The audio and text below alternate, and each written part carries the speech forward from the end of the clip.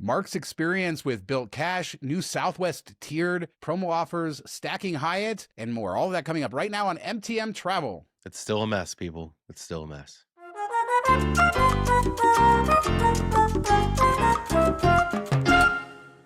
So happy Thursday and welcome to the Miles and Points show of MTM Travel. As a reminder, we do 2 shows a week, Tuesdays, Thursdays. You can find our whole travel show on Tuesdays where we talk about our travels and travel specific topics. But here we're going to dive into some Miles and Points news, the nitty gritty. And I guess on a Thursday show, we can't really avoid Bilt, can we? No, I mean, we took a couple shows off from it, but everybody got their cards over the last week or so, and then they got activated over the weekend, and people started to use them. And of course, like the card list does, a lot of them got locked up. People were unable to use them because I'm guessing they were trying to max out those 5X promos, and it's kind of hard to do that when you're getting locked up every time. Yeah, that's no fun. I feel like Bilt probably has gone through this with every new issuer that they go through. You got to deal with the quirks of there. I seem to remember some stuff happening with Wells Fargo early in that transition, but did everything work out okay? How has Bilt been responding to it? It seems like it's more a cardless thing than Bilt, and they reach out to cardless, and cardless is asking for people to take a picture holding their ID and things like this. And so they did. Several people reached out to Bilt and asked, like, "Hey, am I going to get an extension on my 5X promo because this isn't working? Like, I haven't been able to use my card for a day or two. That doesn't seem fair." And they basically told them to pound sand, which I'm sure it's difficult to juggle all these hoops and everything that's going through there. I haven't had a problem with cardless myself. I don't know if that's because me and my wife were both card holders before, so maybe we kind of have like a history built up there and they kind of see our spending pattern, so it's not a huge deal. Or we didn't go like gangbusters, like we weren't trying to do $4,000 in a day either. So that could be the potential of it. Interesting thing is my wife did get the email for 5X earning. We did not use the TPG link. So it's kind of like, oh, this must be an error, or maybe they're just giving it to everybody that signed up for a certain time, but I never got the email. And I did a couple like purchases the first day or two and waited for him to settle before I really started to go gung ho, because I was like, I want to make sure this does right. I'm not going to like go out of my way to prepay things and do all this other stuff until I know the 5X is working. And I did notice in the app, that's one good thing about Bilt, is they show you like the activity as soon as it settles, and it showed the 2X normal earning, 3X earning for the TPG promo, but she didn't use it, so I don't know. It's kind of crazy. Yeah, they had a lot of weird stuff with that 5X promo. They pulled it really quickly. A lot of controversy with that, people saying that it wasn't on their account. So it's sort of crazy to hear that somehow it added to your wife's account and that it's working, not an error. But how has been the experience with Bilt Cash? I know that you've finally got to play with that a little bit. Yeah, it still seems like it's a work in progress a bit, and I did do a couple redemptions. I did so we got the $300 Bilt Cash for signing up, plus the $200 from the card. I thought it was just going to be like $300 total. Like the way I read the welcome offer, and maybe I read it wrong, was you get $100 plus you get the $200 for holding the card, and we got $500, both of us. So I don't know if that was a mistake or what. And normally you'd be excited, but it's like, okay, I got the stuff that I don't know what to do with, and now I got more of it. So I did redeem the $200 Bilt Cash towards the extra 1X earning. It doesn't seem, and enough charges haven't settled. I can't say this for sure. I did it right about the same time as one charge that settled for my wife. She still only got the 5X. I was wondering if she would get the 6X. Maybe that will happen going forward. Maybe the timing of it was off a little bit. But for mine, hopefully I'm getting the 3X like I should. And then I did go to mess around with like the hotel one that's supposed to stack. I'm waiting to use it until we get the gold status from the sign-up bonus, because then it goes from a $50 one to $100 that you can stack with the $200 credit you get for the card. So I went in there, and none of this is very intuitive in the app. It's kind of a pain. But I went and clicked and found the travel, went to book a hotel, and I didn't see the $200 credit on there. I didn't see the $50 credit on there. I'm like, what the hell is going on here? And there was a thing that says like used rewards, and it said like $1,000 or whatever, because it was all the points in her. I figured it was just trying to turn the points in her account into a discount, like redeeming points towards cash off this room. But you do have to click that button. So it will send you off like you think, oh no, I don't want to use my points. But you click that button, and then when that opens up, there will be boxes that you can check, like, yes, use the $200 credit. Yes, use the $50 or $100, depending on what status level you have. and then go down to points, and you can use points or not use points. So you do have to check those boxes. It's not going to automatically come off. Don't book the room thinking it's a credit on your credit card. It's not the easiest thing. I'll have to write something up with a couple of screenshots of it because I think people are going to make mistakes with this early on for sure.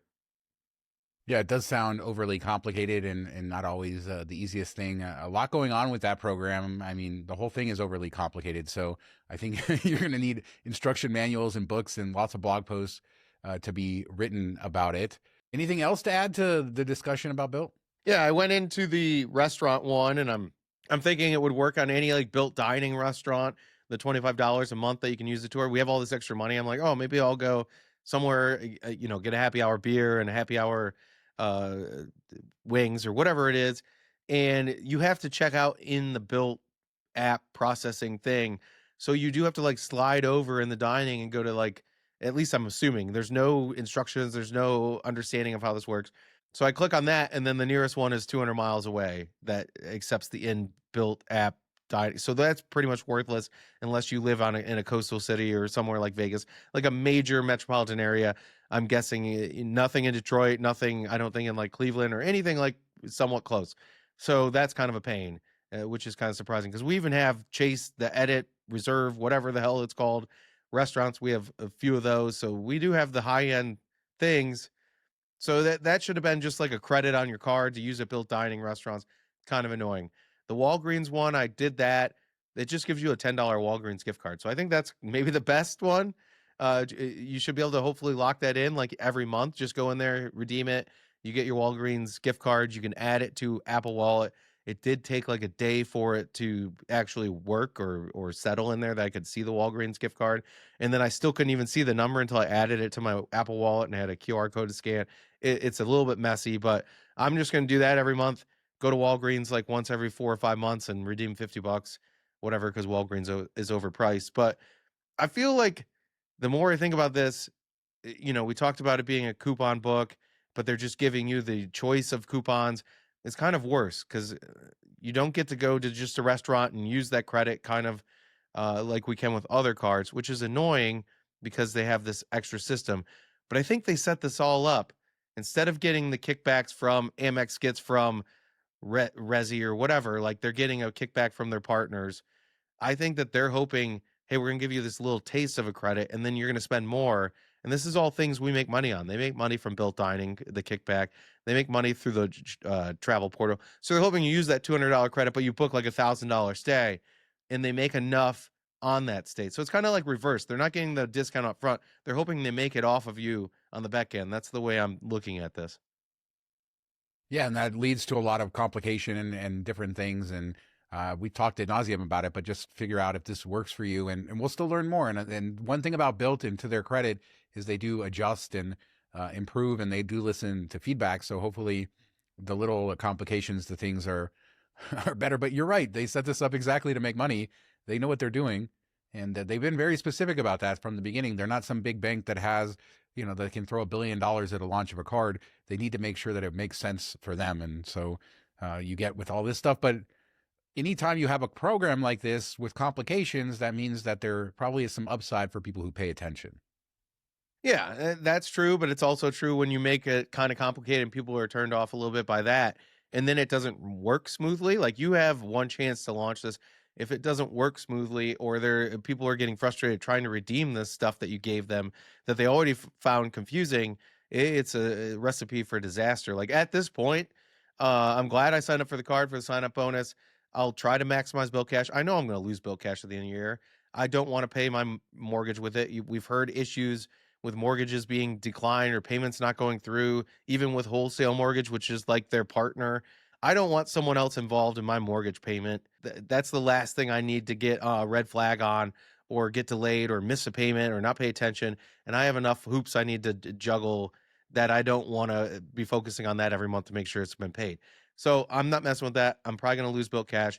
I'm not going to stick with this card long term unless something greatly changes with Bilt Cash and the usefulness part of it. I'll go maybe down to like the $95 card if I'm allowed to product changed. So I'm glad I got it for the first year, but I can't see myself keeping the Palladium into year 2 at this point.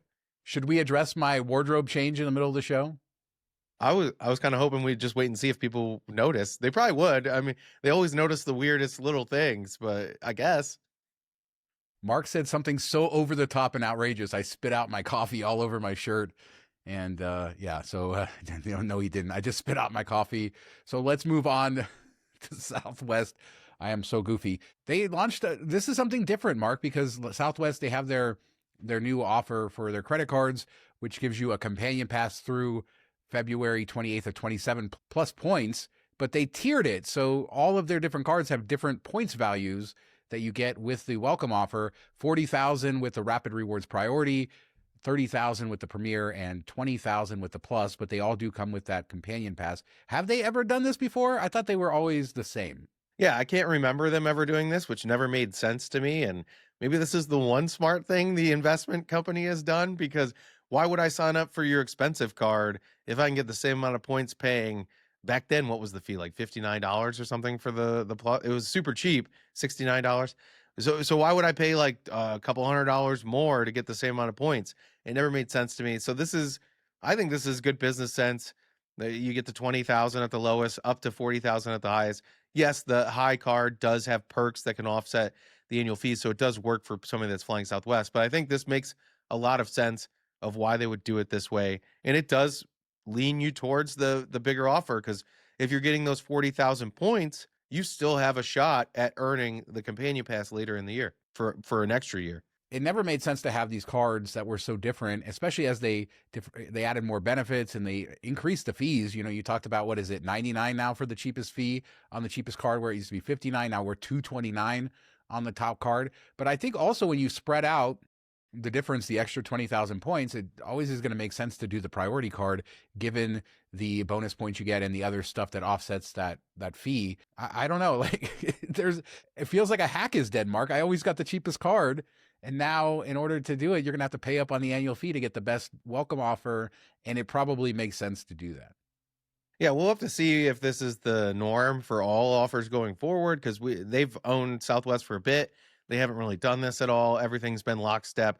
So we'll have to see if this is just the companion pass type of promo. And the long running history has always been, hey, wait until you can get it at the end of the year, get a business card, get a personal card when they have those increase offers at the end of the year, and then you can earn it early the beginning of the next calendar year and have the companion pass for 2 years. This still might make sense for someone that maybe wasn't planning on flying Southwest a lot, but then they're like, hey, I do need to take these flights. It'd be nice if I had a companion pass. You can sign up for the expensive card, get your companion pass locked in quickly because the spend isn't that high, and you get the 40,000 points. Now you still have the rest of the year to get a business card, and if you get one at like 80,000 points, you're right there. You need 125,000 after you get the 10,000 rebate for being a card holder. So from the spend and the bonuses on both cards, you should be over that precipice of the 125K, and that will lock it in through February of 2028. So you do get the 2 years. The downside is you won't get as many rapid rewards points as you would if you wait till the end of the year. So that's the difference. You get it now, you get it quicker. If you have a lot of flights that it would be helpful for, it could still make sense to jump on it now versus waiting till the end of the year. If not, if you don't have an immediate need, I would still probably wait. And remember, there's a lot of hoops to jump through with Southwest now, where in the old days, I didn't really care all that much about credit card benefits with them because I didn't check bags and I didn't need to worry about seats, and that wasn't a big deal. Now they're charging for more, and so some of these cards and some of these perks actually really do make a big difference if you're flying Southwest. So probably the credit cards are more important now than ever. I keep reading tweet after tweet after tweet of people complaining about their seating process and getting stuck. Apparently, they're boarding the people in the front last, and all the bins are all full every single time that the people in the front have to do it. I saw a guy on like a mostly empty plane getting refused to. He had somebody next to him in a middle seat, and there was probably 100 empty seats because he took a selfie and showed it. And the flight attendant wouldn't let him move to somewhere with an empty middle seat. And it wasn't for weight balance because he was just going to move like across to the other aisle seat. I don't know what's going on with Southwest. That is not the way to treat your customers. No, that's kind of crazy. It doesn't make any sense. Like in the old days, you would have been able to pick whatever you want. So I don't know. That's kind of weird when you think about it for weight distribution, how they allowed that boarding process when the flight wasn't so full. Like I wonder how they worked around that so much, or if they just went sometimes and said, no, you got to move. This isn't going to work. I've been on several planes where that happened, where they basically, yeah, they move people around, but never, it's never so specific where you have to sit next to somebody in a middle seat. It's basically front to back and loading how you do it. And they always allowed people to spread out because I've had a few flights where there's like 20 people on the entire flight and they've done it. I don't know. The guy I saw share that, he's like an 8 year, or he's like a huge 8 year top tier loyal. People who are loyal forever. The airlines, they love to get on Twitter and complain and say all of that stuff. But I've seen You quite don't a bit of say. it. I'm a big honcho here, and I'm going somewhere else. That's the age old thing. To which I say, I've already said this before. I'll die on the hill. I'll fly whatever airline as long as they get me there. Hopefully, nonstop. And once in a while, they're all going to screw you. Yeah, best deal, best route, best time. Focus on that, or best if it's all about price, best price, whatever it be. Don't ever stick with one airline is my motto for sure. But let's just stick with one hotel company, Mark Hyatt. That's the only hotel company you ever need if you travel the world. If a city does not have a Hyatt, does it even exist in this world, on this globe, as a miles and points aficionado? No, it does not. Thankfully, Hyatt is expanding themselves. But yeah, they have a couple promos going on right now. Bonus journeys, which we talked about recently on a show. And then they have this Hyatt House Studios promo where you can earn 5,000 points on 5 night stays. So you kind of did some math trying to find some of the cheaper redemptions and then how you could get mattress runs, get nights for as little as 1,900 points a night by stacking these two promos and low tier category 1 properties. Yeah, and I didn't want to just write it and be like, hey, this is what's possible, because we all know that off peak and category 1s are rare these days, especially in the US. We've talked about a year ago or 2 years ago how Hyatt has systematically destroyed the category 1, and they haven't raised rates on their categories, and they get, everybody always gives them love for that. But what they've done is they've raised it without people knowing it, because they've gotten rid of category 1 hotels. They've pushed them up. They've pushed other hotels up, but it's not like anything's rarely ever dropping down to category 1. So they've just basically been pushing out of category 1 for a very long time. And so it's limited. Hyatt House is limited. Hyatt Studios is even more limited. I think there's only one Hyatt studio in the whole world. So that's a weird promo to lob them in there. So what I did was I pulled up all of North America and pulled up all the Hyatt House category 1s, went and searched all the calendar dates to kind of find a block that had at least all standard and 1 or 2 or 3 off peak. And I was lucky enough to find one hotel in Western Illinois, in a place I've never heard of, that had 5 nights and off peak during the promo. So you stack them both and you get it for $1,900. Even if you can find it for 1 or 2, it might be worth the mattress run. You're coming in under 3,000 points a night, which is a really good deal. So if you are always at the end of the year for globalists and you're always like 3, 4, 5 nights short, whatever it be, these are the types of things early in the year. Plan ahead. You go stay at Rio. That's nice for you because you live right there. But other people that don't go to Vegas or can't get there easily, they have to kind of finagle these things. There's also a part of the bonus journeys is Hyatt Place. There's a lot more Hyatt Place category 1 hotels because there's just a lot more Hyatt Places. I think there's like 60 some in North America, 130 throughout the world. We used to have quite a few here, and now we're down to 1. But I did find a 6-night stay that I could get 3 off peak, 3 standard, or a 3-night stay that was 2 off peak, 1 standard. That came in just over 2,000 points a night. So pretty close to as good as you can do with pairing up the 2 better promos. But it's out there. I just wish that somebody at Hyatt screwed up and somehow put Hyatt House as the bonus with the Hyatt Place, and then you could have done the Hyatt House promo and got the extra kicker. Somebody was too smart to do that, but yeah, good times there. Rio, yeah. I mean, I will say, to your point about doing it early in the year, I haven't had to do a ton of mattress runs over the years to keep my Hyatt status, but the last couple of years, or specifically last year, I just didn't travel as much, and I did rely on those, and it was kind of this sort of thing, but it was much nicer that I had done some of them early in the year and I wasn't scrambling in December to sort of do it. So, I always say do the math on whether it makes sense to pursue these statuses. You've talked about guest of honor. If you make friends and maybe for 1 or 2 stays a year, you need guest of honor. Maybe there's a friend that's willing to do that for you. Do you really need to pursue all of this? But I think at the end, it's fun too. A lot of people like doing this math. They like figuring this out. They like getting a cheap hotel. I like this promo. I love the stacking promos. Again, we'll say this every show, Mark. We need to say this every time we talk about Hyatt. Bring back the points rebates. Yeah, I do miss that. But it is cool. I give Hyatt credit that they allow you to stack promos. A lot of places don't, and they also allow point stays to count towards their promos, which is pretty cool and unique. So always just take advantage. We don't know what the promos are going to be later in the year. Maybe it'll be better, maybe it'll be worse. But if you're able to make this work, where you can get a night for under $2,500 a 2,500 points a night, we're talking less than $50. That's insane. I wouldn't be surprised if people are calling the East Molina. I think that's where it was, the East Molina Hyatt House, and trying to get the GM on the phone to do a ghost stay there. Hey, can I book these 5 nights and you check me in? Yeah, I mean, it's always exciting. The first time I ever heard of that, back in the day, I think it was when Starwood and Marriott were merging, and then you could get certain statuses, lifetime statuses by going with Starwood, and people were calling up hotels and getting them for like $20, $30 a night. It's possible. I've heard so many, probably, I don't know, countless amount of stories like that now over the years. So yeah, just think outside the box. You need something cheap, call somebody up and see if they'll help you out. A lot of these managers, if they know they don't have to clean the room, they have been known. They're not supposed to do this, by the way, Yeah. but they have been known to do it. Yeah, I did it a couple years ago, a Hyatt place in Detroit that when they had the Bilt promo where you could get Globalists after like, I forget what it was, 15 nights or whatever. I needed like 5 more nights, or maybe it was like double elite. I don't know. But there was that fast track deal that Bilt had, and I needed like 5 more nights paired with all my stays. And I was like, all right, I normally don't go after Globalists, but this is so easy that I should. And I reached out, and it was like $58, including taxes and fees. He checked me in, he checked me out. Didn't need to drive over there, and I could have. It was only like 40 minutes away, but he was like, "Don't worry about it. You don't need to come here. I got it," and worked perfectly. And I got my Globalist for 2 years.